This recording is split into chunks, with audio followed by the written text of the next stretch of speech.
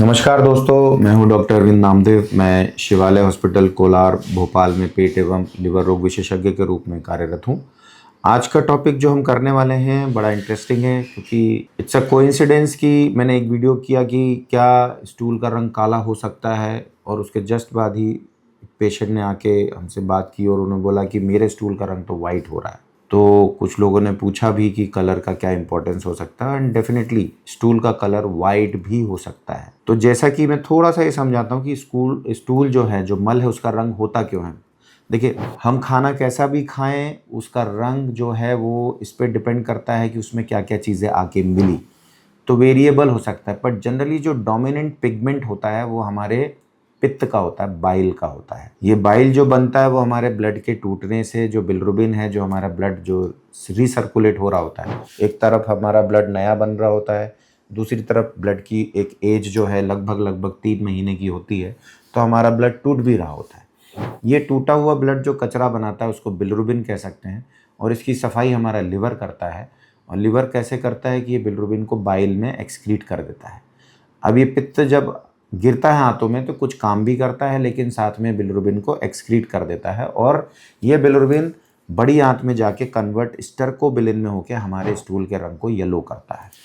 ये yellow variable हो सकता है, लाइट येलो, डार्क येलो, या कभी कभी डार्क ब्राउन तक भी जा सकता है, जो नॉर्मल है। ब्लैक क्यों होता है वो मैंने बताया कि अगर ब्लीडिंग हो रही है आंतों में या आयरन खा रहे हैं तो कलर रंग होता है। अब वाइट क्यों होता है, तो देखिए, वाइट स्टूल जो है वो इसलिए होता है कि इसमें बिलिरुबिन नहीं मिला, यानी जो हमने खाया पिया, जो पच गया है, वो जब जा रहा है, और ये जो पित्त, जो बाइल है, अगर वो किसी कारण से रुक गया है तो अब स्टूल का कलर जो है वाइट हो जाएगा। इसको हम एग्जैक्ट वाइट भी नहीं, लेकिन पेल स्टूल भी बोलते हैं। रंग हल्का है, बहुत सफ़ेद जैसा है, या क्ले कलर्ड स्टूल, मटमैला वाइट चौकी टाइप का जो है वैसा स्टूल बोला जा सकता है।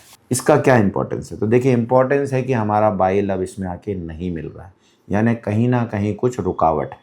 अब ये जो रुकावट है, ये इंट्राहेपेटिक बाइल लिवर में बनता है और फिर बाइल डक्ट के माध्यम से आता है। तो या तो डक्ट में ऑब्स्ट्रक्शन है या लिवर में ऑब्स्ट्रक्शन है। तो मोस्ट कॉमन जो देखा जाता है वाइट यानी सफ़ेद स्टूल, पेल कलर स्टूल का कारण वो होता है आपके जो बाइल डक्ट है उसमें प्रॉब्लम्स है। ये एक चिंताजनक और गंभीर कारण भी हो सकते हैं। यदि आपकी सर्जरी हुई है, कभी कभी गॉल ब्लैडर की जब सर्जरी होती है, कुछ और दूसरी सर्जरीज होती हैं, अगर हिस्ट्री उसकी है तो जनरली स्ट्रिक्चर्स बन सकते हैं, यानी बाइल डक्ट में कुछ इंजरी डायरेक्टली इनडायरेक्टली हुई हो या इन्फेक्शन हुए तो बाइल डक्ट जो है सिकुड़ने लगती है। ये सिकुड़न जो है बाइल के फ्लो को रोकती है, जिससे स्टूल वाइट हो सकते हैं। दूसरा और ज़्यादा चिंताजनक कारण होता है जनरली पेरीएम्पुलरी मैलिग्नेंसीज, यानी ट्यूमर, कैंसर। बाइल डक्ट का कैंसर, पैनक्रियास का कैंसर, या उसके मुंह पे जो एम्पुला कहलाता है उसका कैंसर।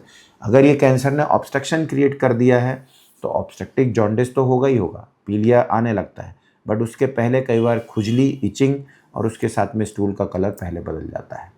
पीलिया थोड़ा बाद में समझ में आता है लोगों को, क्योंकि ये सब साइलेंटली हो रहा होता है। तो स्टूल का कलर अगर अनयूजुअली वाइट हो रहा है और आपको लगातार 2-4 दिन तक दिख रहा है जबकि सब चीज़ें नॉर्मल चल रही हैं, तो it can be a alarming sign, गंभीर लक्षण का कारण, मतलब कारण का लक्षण हो सकता है। इन सब चीज़ों में एक चीज़ बहुत कॉमन मैं आपको बता रहा हूँ कि जब भी ये होगा वाइट स्टूल, उसके साथ में कुछ ना कुछ इचिंग का कंपोनेंट भी आता है। मरीजों को खुजली भी थोड़ी सी होती है, जो इंटरमिटेंट या परसिस्टेंट हो सकती है। जनरली पेशेंट रात के समय खुजली ज़्यादा महसूस करते हैं। तो ये जो कॉम्बिनेशन है, अगर कि आपको वाइट स्टूल हो रहा है और उसके साथ में अगर खुजली हो रही है, तो आप देखेंगे कि कुछ दिन बाद उन लोगों को पीलिया भी होने लगता है, या पहले से भी हो सकता है, जो काफ़ी डार्क तक हो सकता है। आई होप ये वीडियो आपको पसंद आएगा। आप वीडियो को लाइक, शेयर कर सकते हैं, कमेंट कर सकते हैं, सवाल पूछ सकते हैं। मैं कोशिश करूँगा कि आपके सवालों का जवाब दे सकूँ। नमस्कार।